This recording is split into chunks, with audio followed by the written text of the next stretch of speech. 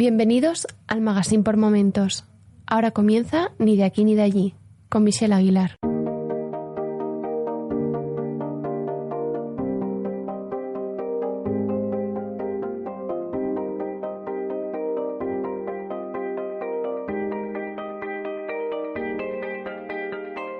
Ni de aquí ni de allí es un podcast donde escucharás las voces de migrantes y las de hijas e hijos de migrantes latinoamericanos en Europa.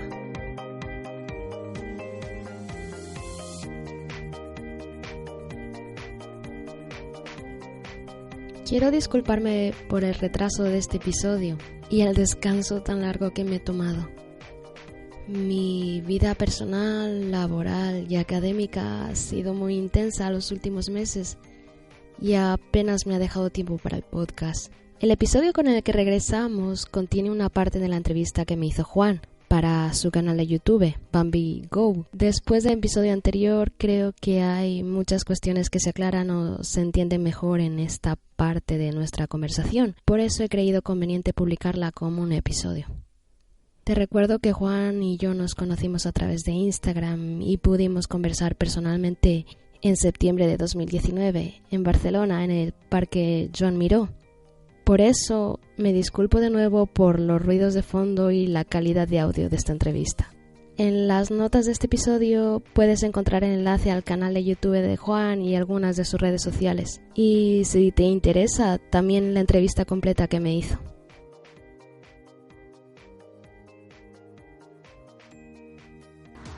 Les presento a Michelle. Michelle es una ecuatoriana, es la hija de la primera generación de migrantes ecuatorianos que llegaron acá, pero más bien tú cuéntanos, Michelle, con tus propias palabras acerca de tu podcast, que eso es lo que me llamó la atención. ¿Cómo se llama tu podcast? ¿Desde cuándo lo tienes? ¿Y por qué empezaste a hacer ese podcast? Mi podcast se llama Ni de aquí ni de allí. Ya lleva un año, estamos empezando ya la segunda temporada. Lo llamé Ni de aquí ni de allí porque quería captar esa esencia de no sentirte ni de España ni de Ecuador, porque creces en ese limbo de estando aquí tienes que decir que eres ecuatoriana porque no te ves como los españoles y al mismo tiempo no compartes la cultura 100%, no está en casa. Y al mismo tiempo, cuando fui a Ecuador, de hecho el primer episodio comienza a raíz de eso, la experiencia que fue volver a Ecuador. ¿Cuándo regresaste a Ecuador? Con 16 años, en 2011. Yeah. 2011. La experiencia fue ir allí, porque yo pensaba, bueno, seguramente voy a mi país, a lo que la gente me ha dicho que es mi país. Entonces me voy a sentir por una vez de un sitio, voy a ver lo que es. Y cuando estuve allí, pues no me sentí de allí. Claro que estaba feliz de estar allí y me encanta Ecuador, pero no había esa conexión que yo esperaba o que me vendieron o que me dijeron que existía. Pero lejos de parecer algo dramático, yo quería celebrarlo. Celebrar que no soy ni de aquí ni de allí y que eso me da libertad para entender a otras culturas y me da libertad para tener una empatía que sería imposible teniendo una sola cultura. Y que celebrar que tenemos varias culturas, porque dentro de España mismo, igual que en Ecuador, depende de la zona en la que estés, creces con una cultura y una forma de hacer las cosas. Pues yo he crecido en Cataluña, yo tengo una forma catalana de hacer las cosas, porque luego he conocido ecuatorianos que han crecido en otras partes de España y ellos tienen la forma de esa parte de España de hacer las cosas. Entonces somos una mezcla de culturas y es algo que celebrar. ¿En qué año saliste de Ecuador? En el 2003. ¿Y regresaste en el 2011? Sí, vale. sí. ¿Y tú estudiaste aquí el colegio, como se conoce en Ecuador? Sí, estudié toda la educación primaria. Ah, la escuela también. La escuela, la secundaria, el bachillerato y la universidad. Y ahora, esto también me pareció muy interesante, estás estudiando másteres, ¿no? Un máster. En Alemania. En Alemania. Que va de culturas latinoamericanas, algo así. Culturas latinoamericanas y africanas. Imagínate, o sea, viene a estudiar de Latinoamérica en Alemania. Y eso a los alemanes también les choca mucho, sí, ¿no? ¿No les parece algo No les parece normal, porque yo normalmente me presento en ambientes internacionales cuando hay gente de muchas culturas. Digo, nací en Ecuador y vengo de Barcelona. Soy las dos cosas. Y claro, ellos se sorprenden como, ¿qué estás estudiando? Y digo, el máster se llama Culturas del Sur Global y les explico qué es eso, que es cultura latinoamericana y africana. Y me dicen, ¿pero vienes de Latinoamérica? ¿Has crecido en España? Y son países que deberían estar conectados en historia, en la historia. Y ¿por qué vienes a Alemania a estudiar algo sobre eso? ¿Y en qué idioma está tu máster y tal? Claro, mi máster está en castellano, inglés y en francés. Yeah. Y claro, yo me estoy especializando en Latinoamérica, entonces mis asignaturas son casi todas en castellano y en inglés. Y a ellos les choca mucho. ¿Cuánto tiempo estás aquí? En España, 14 años. Yeah. Llegué con 8 años y me fui a Alemania con 21. Sí, ¿cuántos idiomas hablas? 3, con fluidez.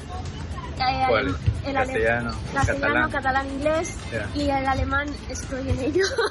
Tengo un B1 de alemán. De B1. Tengo un B1. Entonces llevas aquí 14 años viviendo en Barcelona y estoy seguro desde los últimos 10 años, más o menos 10 o 12 años, hay muchos migrantes que vienen acá, no migrantes, ecuatorianos que vienen acá pero vienen a estudiar máster, como lo hice yo. Entonces estoy seguro que tuviste la oportunidad de conocer a muchos de ellos. ¿Qué piensas de eso? O sea, ¿crees que está bien que se tenga esa oportunidad? No sé qué piensas tú no tuviste esa oportunidad siendo como ecuatoriana, el gobierno, la sociedad no te dio esa oportunidad a ti de venir a estudiar y te tocó ir a estudiar en Alemania, algo para aprender un poco más de tu propia cultura. Pues yo nunca lo había pensado así y cuando conocí a una chica hace unos 4 o 5 años que vino a hacer su máster en comercio o algo así, y no me parece que yo no lo he vivido como guau, yo no tuve esa oportunidad, porque yo no he concebido mi vida de otra forma. Para mí nunca pensé en regresar a Ecuador en ese tiempo que conocí. Y cada vez que conozco a un ecuatoriano que sale del país a estudiar y a formarse, porque ahora es posible hacer eso, pues me alegro muchísimo y me parece algo maravilloso me alegro un montón cada vez que conozco a alguien que se está formando y que el gobierno hace posible algo que era inimaginable cuando era una niña allí. No sé, nunca lo he pensado de esa forma como wow, ellos tienen una oportunidad ahora que yo no tuve, que no mis padres nunca se habrían imaginado que yo fuese capaz de siquiera plantearme esa posibilidad, sino que digamos que no miro atrás. Claro que yo quiero aprender sobre Ecuador y quiero hacerlo así, y de hecho en Alemania estoy trabajando y haciendo posicionándome más como ecuatoriana que como española. Claro que yo utilizo mi privilegio de pasaporte y DNI español para abrirme paso en los espacios burocráticos y demás. Con el DNI español me abren todas las puertas, pero yo me posiciono como ecuatoriana y aunque no tengo el acento, yo valoro mi cultura ecuatoriana y quiero que en mis estudios, estoy estudiando estudios latinoamericanos, pero en los textos académicos nunca se habla de Ecuador. Siempre es Argentina, siempre es Chile, siempre es Brasil. Y yo pensaba, ¿pero dónde está Ecuador? Yo estoy aquí estudiando y me estoy formando sobre Latinoamérica y estoy aprendiendo muchísimas cosas que no he aprendido en la escuela porque el sistema aquí está configurado de una forma eurocéntrica. ¿Y dónde está Ecuador? Y cosas de la vida me empecé a interesar por los derechos indígenas, por los movimientos indígenas. Y en eso Ecuador es pionero y siempre está el primero. Como en Ecuador fue el primer país donde los indígenas dejaron de lado sus diferencias y se unieron para luchar por sus derechos. Ecuador fue el primer país que les reconoció derechos. Ecuador esto. Y me quedé, impresionadísima. No miro atrás, no miro cómo habría sido mi vida de haber tenido las oportunidades que tienen los ecuatorianos ahora, sino que celebro que ahora hayan esas oportunidades, que sea posible eso, y espero que sigan teniendo estas oportunidades muchos más. Y yo, como fruto de esa inmigración, como fruto de esa época, yo quiero posicionar Ecuador de otra forma. Una de esas formas fue hacer el podcast hablando abiertamente de algo que no se ha hablado, que no se ha puesto en palabras, que se analiza desde la academia, desde etnológicamente, desde una forma, pero yo le quería dar algo humano, porque no vas a ver españoles leyendo textos etnológicos como yo tengo que hacer. Yo quería llevar esa posibilidad de, si tú quieres escuchar y quieres saber cómo es estar en nuestro lugar, está ahí, es posible, puedes acceder a eso, y al mismo tiempo nos genera a nosotros un sentido de pertenencia, que no es lo que estoy buscando tampoco precisamente, pero sí que siento que se sienten validadas nuestras experiencias, como wow, se puede hablar de esto, no sabía que se podía hablar de esto. ¿Y no te pasó alguna vez que dices soy de Ecuador y no saben dónde está Ecuador? ¿No te pasó eso? Los alemanes lo saben. Sí lo saben. Los alemanes lo saben siempre. A mí me pasó alguna vez, me parece que fue en Francia, que no sabían dónde estaba, pensaban que estaba en África o así. O alguna vez dije soy de Ecuador y me decían, ¿de dónde? ¿De la línea ecuatoriana? Le digo, no, es de Ecuador, la línea pasa por Ecuador, y por eso el país se llama Ecuador, eso les expliqué alguna vez. Por ejemplo, gente de Asia sí que me dice, yo sé dónde está, o gente de África, en Alemania, yo sé dónde está. Entonces tengo que sacar el móvil, enseñar el mapa, aquí está, esto es Ecuador. Pero lo que sí me ha pasado es que europeos, no sé si te ha pasado a ti, o gente que tú conozcas, europeos que no han visto nunca un latinoamericano en el norte, me preguntan, ¿y de qué parte de Asia eres? Te confunden como asiática. Sí, me piensa que soy asiática.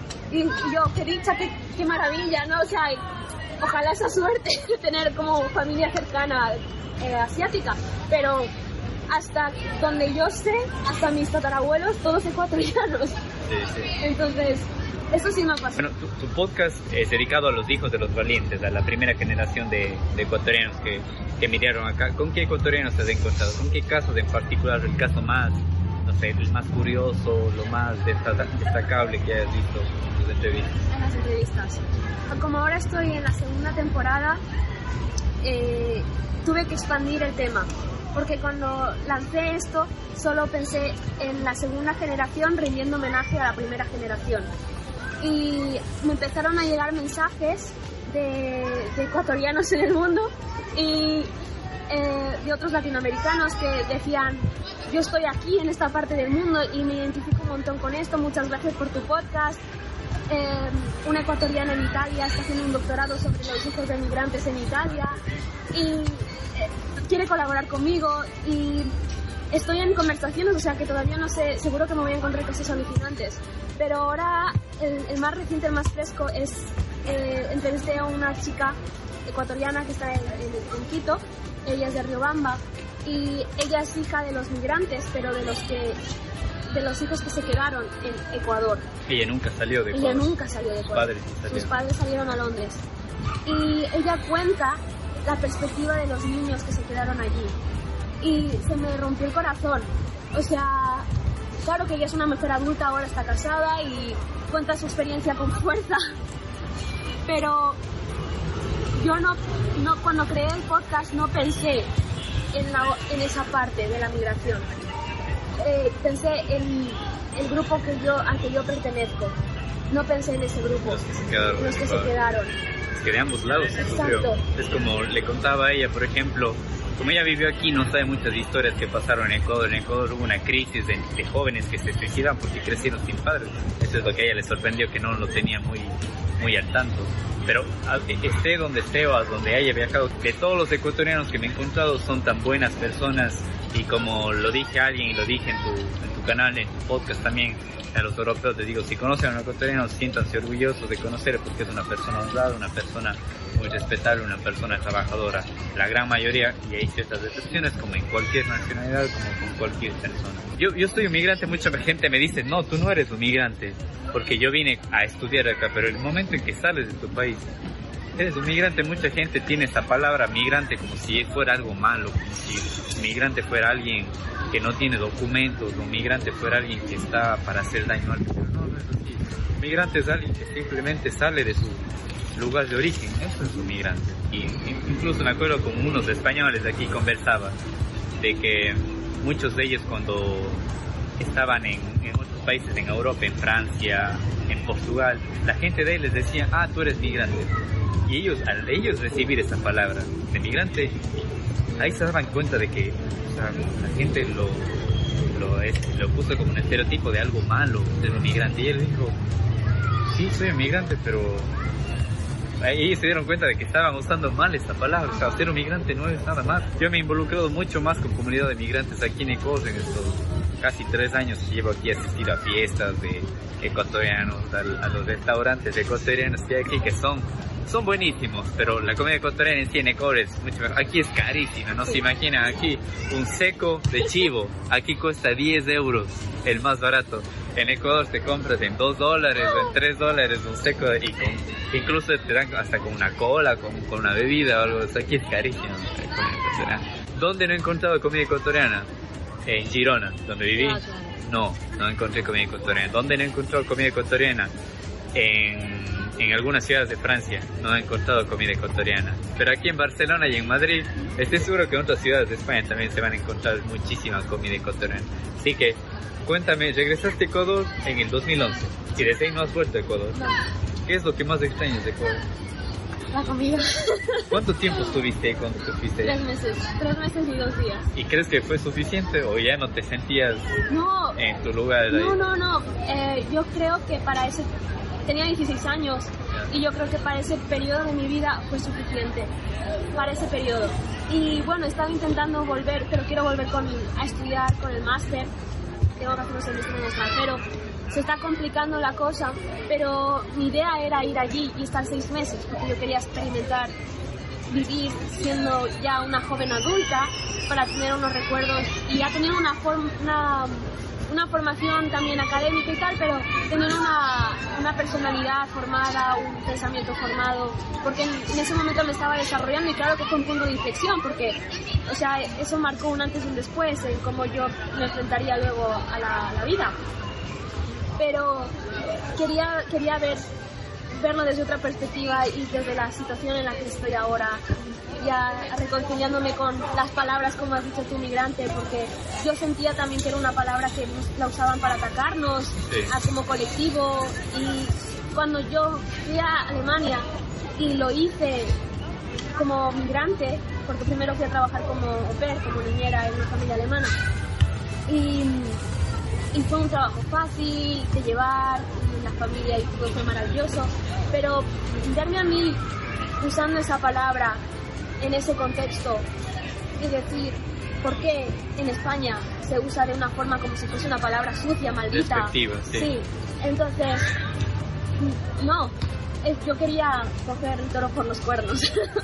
Y yo tampoco lo había pensado de esa forma hasta que con estos españoles que conversé, ellos me dijeron lo que habían sentido cuando en Francia, en Alemania, en Londres. Estuve en Londres y también encontré muchos españoles, porque mucha gente tal vez no sepa, pero en la crisis europea que hubo aquí en el 2011, me parece también que fue, muchos españoles migraron, muchos de ellos al Reino Unido, muchos de ellos a Ecuador. Hay muchos españoles viviendo en Ecuador que migraron en esta época y ver lo que es la política y cuestiones de la vida. Ellos no necesitan visa para entrar a Ecuador y nosotros necesitamos visa, incluso hasta para de turismo, para estar aquí necesitamos. Bueno, cuéntanos algún libro que estés leyendo ahora o algo que recomiendes a la gente que nos ve. Mucha gente es de Ecuador, de Latinoamérica, para que ellos entiendan un poco esta situación de lo que tienen que vivir, o el libro que estés leyendo ahora. No estoy leyendo ningún libro así que novela o ensayo. Tengo que escribir unos ensayos para la universidad y estoy leyendo mucho sobre un tema, pero sí recomiendo un libro que todavía no he leído, pero la escritora trata sobre ese tema de la migración y la integración. Se llama María Fernanda Salvador y tiene 2 libros. Uno se llama Desde aquí y el otro se llama Hasta que el paladar se acostumbre. Entonces yo creo que esos libros son una buena forma de entender la perspectiva de la migración latinoamericana, ecuatoriana sobre todo, en el contexto europeo, porque cambia mucho cuando vas a Estados Unidos. O sea, hemos tenido muchas dificultades y muchos momentos duros en Europa, pero yo creo que ni la mitad de duros que en Estados Unidos. ¿Te parece que es más duro en Estados Unidos? Muchísimo más. Yo creo que incluso ahora hay como un odio más discriminado hacia los latinos, no solo hacia los latinos, hacia cualquier migrante ahora en Estados Unidos. Es que ellos ni siquiera diferencian las nacionalidades en Latinoamérica. había un meme de Fox News que decía como que Trump había interrumpido las ayudas a México, como en plural, a muchos Méxicos, y era como... solo hay un México y lo demás son diferentes países con diferentes gobiernos, diferentes situaciones políticas, pero en su mente todos somos mexicanos y no hay diferencias, y eso me genera tantos sentimientos encontrados. La cadena estadounidense denominó a Honduras, El Salvador y Guatemala como 3 países mexicanos en uno de sus programas para ilustrar la noticia de que Trump había cancelado la ayuda estadounidense para esas naciones. También he tenido la oportunidad de leer a un chicano, que son los descendientes mexicanos nacidos en Estados Unidos, y lo conocí en persona y intercambiamos como las experiencias. Él nació en Estados Unidos, pero por ejemplo a él no le dejaban hablar en castellano en clase. Él cuenta en su autobiografía, creo que está traducida al castellano, él se llama Luis J. Rodríguez, y en su autobiografía cuenta como no le prohibieron hablar castellano porque era como una lengua prohibida. Si hablas castellano eres un sucio migrante o un migrante de segunda clase. Y ahora yo he visto muchos ataques racistas en Estados Unidos con eso, que hay muchos norteamericanos que se creen norteamericanos, son descendientes, no son ni norteamericanos, porque los Estados Unidos es una cultura basada en inmigración. Claro.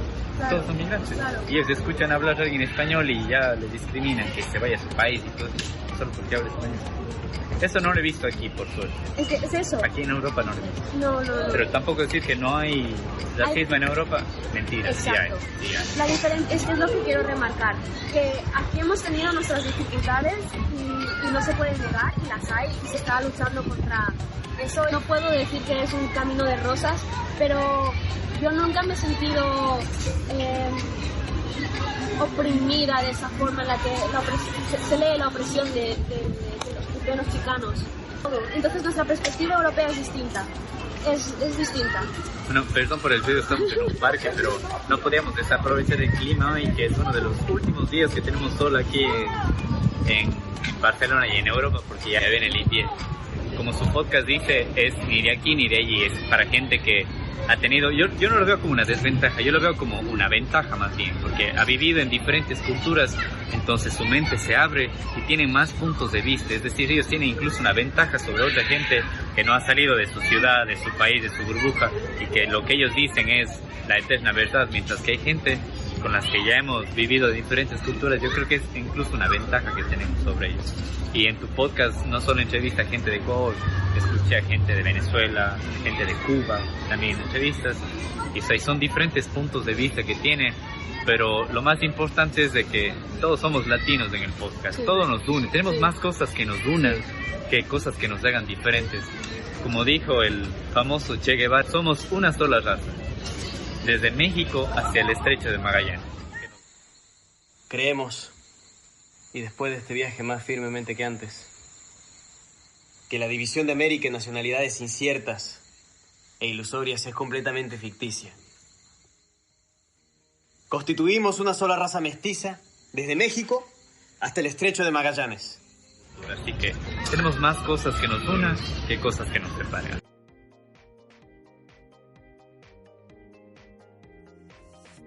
Si quieres escuchar el resto de la entrevista o la entrevista completa, puedes encontrar el enlace en las notas de este episodio.